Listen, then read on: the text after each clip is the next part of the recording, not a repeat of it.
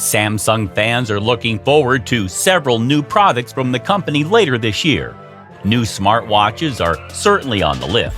After last year's major upgrade in the form of the Galaxy Watch 4, Samsung will launch new models in 2022 that will ostensibly be called the Galaxy Watch 5.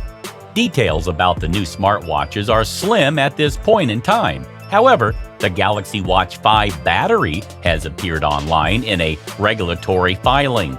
It has a bigger capacity than the battery found in the 40mm Galaxy Watch 4.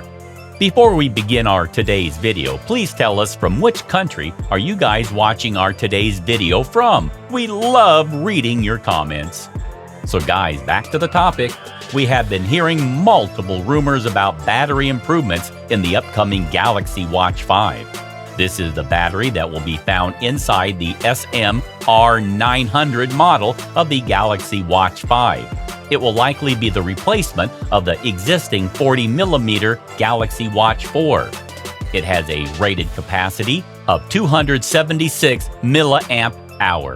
That's slightly bigger than the 247 mAh battery found inside the 40mm Galaxy Watch 4.